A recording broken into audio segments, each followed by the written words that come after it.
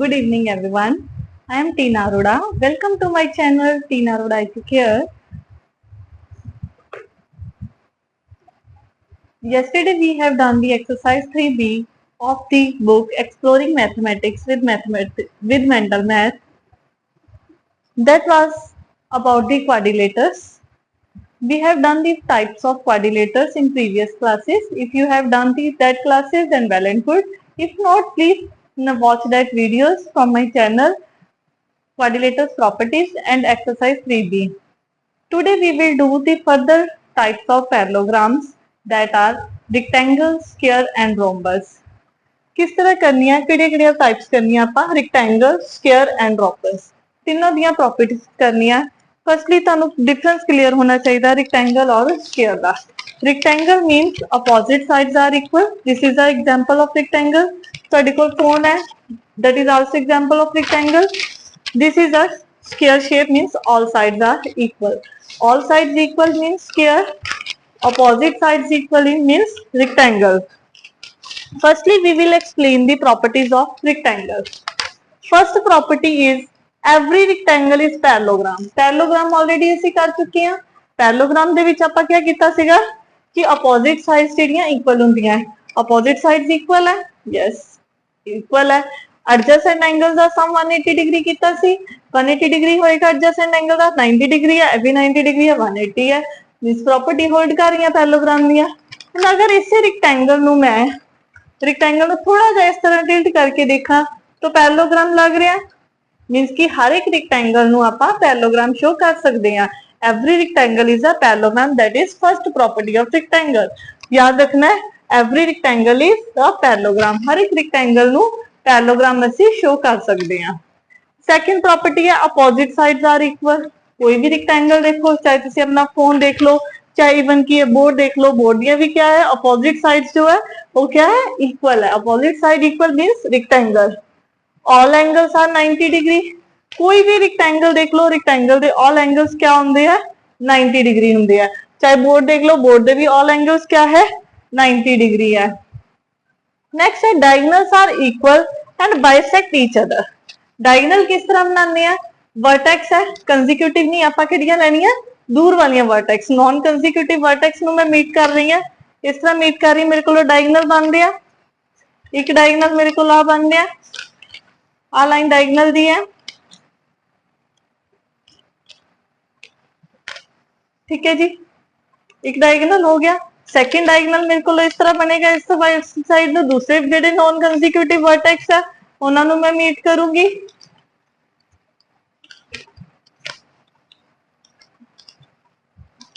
Second diagonal is this.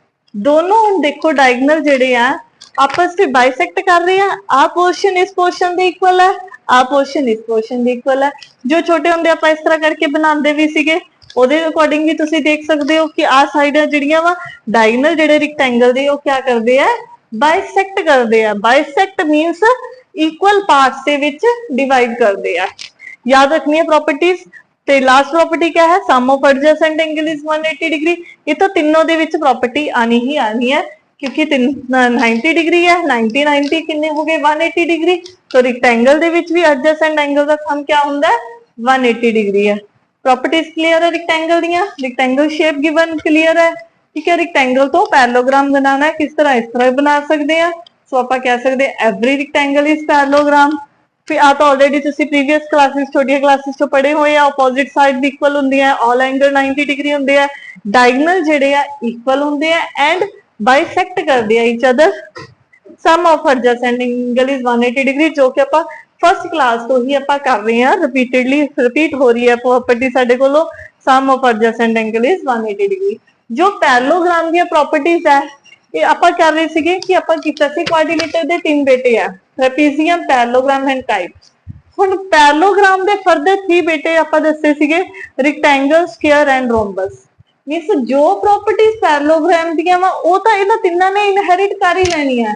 Parallelogram दी आपां property पढ़े सीगे कि sum of adjacent angle is 180 degree. तो ये प्रॉपर्टी तो तिन्नां दे विच आनी ही आनी है, डैम श्योर है. एक प्रॉपर्टी आपां कीती सी अपोजिट साइड्स आर इक्वल, वो प्रॉपर्टी भी सारे विच आनी आनी है. उस तो अगे डिफरेंट क्या प्रॉपर्टीज आंदियां वो आपां हुण स्टडी करनी है। नेक्स्ट है स्केयर।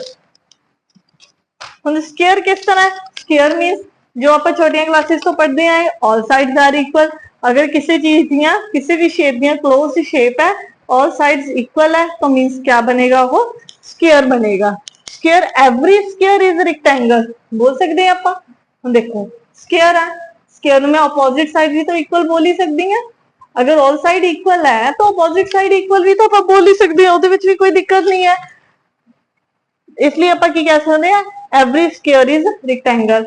और दूसरी प्रॉपर्टी रेक्टेंगल की होंगी एंगल की। एंगल भी 90 डिग्री होंगे स्केयर के भी रेक्टेंगल के भी 90 डिग्री होंगे। सो आप की कह सकते हैं every square is rectangle. 1 marks के विच क्वेश्चन ये फर्स्ट प्रॉपर्टी ही आ जाता होंगे। So be careful about this property. Next point all sides are equal जो आप छोटियां क्लासेस तो ही पढ़ते आए हैं कि स्केयर दे विच क्या होंदियां ऑल साइड्स जिहड़ियां वा इक्वल होंदियां। All angles equal and 90 degree. Square दे विच ऑल एंगल्स भी इक्वल होंदे हैं। किन्ने दे होंदे हैं? 90 डिग्री दे होंदे हैं। Fourth property is diagonals are equal. Diagonals जिहड़े आ वाले इस तरह आप करके डायगोनल्स बनाने आ वो क्या है? इक्वल है। डायगोनल्स इक्वल है। हाँ जी इक्वल तो है। डायगोनल्स बाइसेक्ट भी कर रहे हैं। इस तरह अगर मैं करूंगी इक्वल आ रहे सारे पास इक्वल है चारों के चारों से क्या सारे इक्वल्स है मतलब बाइसेक्ट कर रहे हैं। Bisect each other at right angle. ये चीज देखो अगर आ दो डायगोनल दियां लाइंस है आ टू लाइंस है मेरे को डायगोनल दियां देखो 90 डिग्री का एंगल बन रहा है इस तरह अगर मैं लाइंस लगा के तुहानू शो कर दवा आ डायगोनल्स मेरे बाइसेक्ट कर रहे हैं इस पॉइंट पे मेरे को 90 डिग्री एंगल शो हो रहा है। जिस तरह की स्क्वायर है एक आ डायगोनल मेरा जा रहा है एक डायगोनल आ जा रहा है दोनों डायगोनल जेडे आ आपस में कट हो रहे हैं एंड बाइसेक्ट कर रहे हैं 90 डिग्री पे। जी रेक्टेंगल की प्रॉपर्टी सी वो सिर्फ कर देती सी बाइसेक्ट ईच अदर तक। स्क्वायर की एक्स्ट्रा क्या आ गई कि वो राइट एंगल के ऊपर बाइसेक्ट करते हैं। Clear. Fifth property is diagonal are angle bisector of angles through which they pass. Angle bisector means आ डायगोनल जेड़ा जिस भी पॉइंट तो डायगोनल निकल रहा वा वो उस एंगल नु बाइसेक्ट भी करता है। जे इस पॉइंट तो निकल रहा वा इस एंगल नु क्या कर रहा है बाइसेक्ट भी कर रहा है। किस तरह मींस आवला पोर्शन ए वाला स्मॉल एंगल और ये स्मॉल एंगल दोनों एंगल आपस में क्या है इक्वल है। एवरी बार ठीक है तो अभी आपस में क्या है इक्वल। इधर भी क्या है इक्वल इधर भी क्या है हाँ इसमें इक्वल। ठीक है। Diagonal are angle bisector. Angle bisector मतलब जिस एंगल दे विचों डायगोनल पास हो रहा है उस एंगल नु बाइसेक्ट कर रहा है मतलब इक्वल पार्ट्स दे विच डिवाइड कर रहा है। नेक्स्ट है रोम क्लियर स्क्वायर दी प्रॉपर्टीज। अगेन मैं रिपीट कर रही हूं एवरी स्क्वायर इज रेक्टेंगल। हर एक स्क्वायर जेड़ा वा रेक्टेंगल हो सकता है। All sides are equal. हर एक साइड स्क्वायर दी क्या होंदियां इक्वल होंदियां। All angles are equal and 90 degree. हर एक साइड एंगल जेड़े आ 90 डिग्री दे होंदे आ। Diagonals are equal and bisect each other at right angle means diagonal जेड़े होंदे आ वो इक्वल भी होंदे आ और बाइसेक्ट करदे एक दूसरे ने मतलब इक्वल पार्ट्स दे विच डिवाइड करदे आ एंड किदे ते किस एंगल ते कट करदे आ राइट एंगल ते। आ एंगल कितना बनांदे आ 90 डिग्री दा एंगल बनांदे आ। Diagonals are angle bisector of angle through which they pass. Angle जिस एंगल तो डायगोनल पास करता है उस एंगल नु भी इक्वल पार्ट्स दे विच डिवाइड करता है। स्क्वायर दी प्रॉपर्टीज क्लियर है। Next is rhombus. रोम्बस जो है स्क्वायर तो ही बन जाता है। इस तरह स्क्वायर है अगर स्क्वायर में मैं थोड़ा जा इस तरह करदा दैट इज रोम्बस। क्लियर है। अगर स्क्वायर नु ही मैं इस तरह करदा तो मेरे को क्या बन जाता है रोम्बस बन जाता है। रोम्बस दे विच जे मैं स्क्वायर तो रोम्बस बना रही हां इट मींस की हो जाएगा every rhombus is a parallelogram. Parallelogram किस तरह होएगा हुन स्क्वायर है तो रोम्बस बन रहा है पैरेललोग्राम भी तो बन ही जाएगा। जे मैं इन्हें होर टिल्ट करदा तो पैरेललोग्राम ही है। अपोजिट साइड भी तो इक्वल ही है इधर भी हुन इहदे विच इस विच क्या डिफरेंस आएगा दोनों दे विच। स्क्वायर दे विच ऑल एंगल्स जेडे आ इक्वल हुंदे आ बट रोम्बस दे विच अपोजिट एंगल्स इक्वल हुंदे आ। दोनों दे विच मेजर डिफरेंस क्या आएगा, स्केयर दे विच ऑल एंगल्स इक्वल होंदे आ, बट रोम्बस दे विच ओनली अपोजिट एंगल्स इक्वल होंदे आ। जदों मैं इस तरह करके रोम्बस बनाऊंगी तो मेरे अपोजिट एंगल्स मींस आ वाला एंगल और ए वाला एंगल इक्वल होंगे आपस, दिस वाला एंगल दिस एंगल दे इक्वल होएगा। Is it clear? ये दोनों एंगल्स आपस में इक्वल होंगे, ये दोनों एंगल आपस में इक्वल होंगे, तो क्या होएगा, opposite angles are equal. Sum of adjacent angles are equal to 180 degree, वो तो पता ही है, अगर जो अपोजिट एंगल इक्वल्स है तो एडजेसेंट एंगल का सम तो 180 आएगा ही आएगा। रोम्बस दे विच ऑल साइड्स इक्वल होंगे, जिस तरह की स्क्वायर दे। रोम्बस ने कुछ प्रॉपर्टीज स्क्वायर दी लेनी है, कुछ प्रॉपर्टीज रेक्टेंगल दी लेनी है, कुछ पैरेललोग्राम दी, ठीक है। रोम्बस दे विच मिक्स आना है, रोम्बस दे विच एडजेसेंट एंगल का सम 180 डिग्री आना है। डायगोनल वाली प्रॉपर्टी जी है स्क्वायर तो ज्यादा सेम होनी है, diagonal of rhombus bisect each other eight 90 degree. Diagonal जेडे आ हुण बाइसेक्ट भी करदे आ और किस एंगल ते बाइसेक्ट करदे आ, 90 डिग्री एंगल ते बाइसेक्ट करदे आ। Diagonals are angle bisector of the angle through which they pass. तो डायगोनल जिस एंगल तो पास करदे आ, जिस एंगल तो डायगोनल पास कर रहा है उस एंगल नो इक्वल पार्ट्स दे विच भी रोम्बस डिवाइड करता है। जिस तरह की मैं जो डायगोनल ड्रॉ करूंगी इस तरह, तो आ दोनों एंगल्स मेरे आपस में क्या होंगे, इक्वल।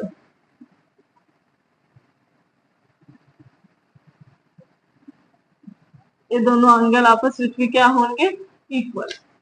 इज इट क्लियर कि जिस एंगल तो डायगोनल पास कर रहा होएगा उस एंगल नो भी टू इक्वल पार्ट्स में डिवाइड करेगा। Is it clear? Rhombus, square and rectangle. Next we will do exercise 3C जी। Now exercise 3C is, first question is true false. First is in rectangle diagonals bisect each other at 90 degree। दसो कि rectangle ਦੇ ਵਿੱਚ ਆਪਾਂ ਕੀ ਕੀਤਾ ਸੀ, diagonal bisect each other ਤਾਂ ਕੀਤਾ ਸੀ but ਉਹ 90 डिग्री ਤੇ bisect नहीं ਕਰਦੇ, तो फिर क्या आएगा, false। ਕਾਦੇ ਵਿੱਚ 90 डिग्री ਤੇ bisect ਕਰਦੇ ਆ, स्क्वायर ਦੇ ਵਿੱਚ, ठीक है। स्क्वायर ਦੇ ਵਿੱਚ 90 डिग्री ਤੇ बाइसेक्ट करते हैं बट रेक्टेंगल ਦੇ ਵਿੱਚ 90 डिग्री ਤੇ बाइसेक्ट नहीं करते। नेक्स्ट है ऑल स्क्वायर्स आर रेक्टेंगल्स, सारे स्क्वायर्स ਜਿਹੜੇ ਆ ਉਹ क्या ਹੁੰਦੇ ਆ, रेक्टेंगल्स ਹੁੰਦੇ ਆ। ट्रू ਆਪਾਂ ਕੀਤਾ ਸੀਗਾ ਹੁਣੇ, ठीक है। Opposite sides of a rhombus are parallel and equal, rhombus ਦੇ ਵਿੱਚ अपोजिट साइड्स ਜਿਹੜੀਆਂ इक्वल भी ਹੁੰਦੀਆਂ ਆਪਾਂ ਕੀਤੀਆਂ ਸੀ, इक्वल एंड क्या होंगे, रोम्बस है, रोम्बस है। रोम्बस ਦੇ ਵਿੱਚ लाइंस ਜਿਹੜੀਆਂ ਵਾ अपोजिट है, आगली साइड इस साइड दे पैरेलल भी तो है और इक्वल भी है और पैरेलल भी है, तो क्या आ जाएगा, ट्रू। नेक्स्ट है a diagonal divides a rectangle into two congruent triangles। ਹੁਣ rectangle है एक, suppose rectangle है साडे कोलों A B C D, एक diagonal है ਉਹਦੇ ਵਿੱਚ ਆਪਾਂ ਲਿਆ BD, suppose diagonal है BD, ठीक है। BD diagonal उन्हें क्या डिवाइड करता है into two congruent triangle. Two triangles बन रही हैं, किहड़ियां ट्राइंगल्स बन रही हैं, ABD एंड DBC। दो ट्राइंगल्स तो दिख ही रही हैं सब नु, ठीक है। टू ट्राइंगल्स तो दिख रही हैं, ABD एक ट्राइंगल बन रही है और एक ट्राइंगल ए बन रही है। हुण एक कन्ग्रेंट है या नहीं है किस तरह चेक करांगे, एक साइड कॉमन ही है दोनों दे विच, किहड़ी कॉमन है, BD is equal to BD common, आ साइड इस साइड दे इक्वल है, कॉमन का निशान, ठीक है। ए साइड इस साइड दे इक्वल है, रेक्टेंगल है ना, तो हुण ट्राइंगल दे विच आपां क्या बोलांगे, AB side is equal to BC। Reason क्या आ जाएगा, equal sides, opposite sides,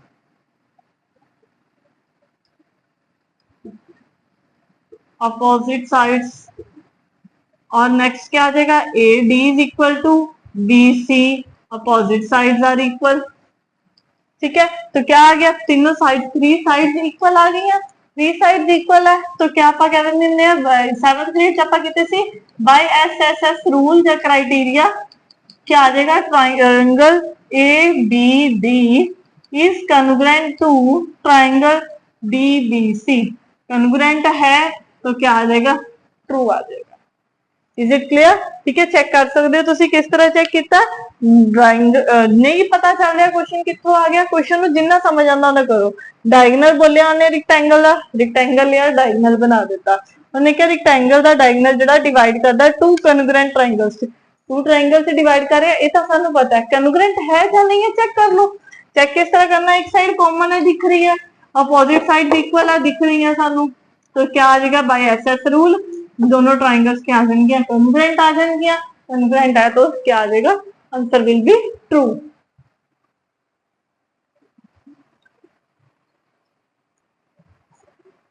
Okay, next question we will do tomorrow. Okay, have a nice day. Thank you.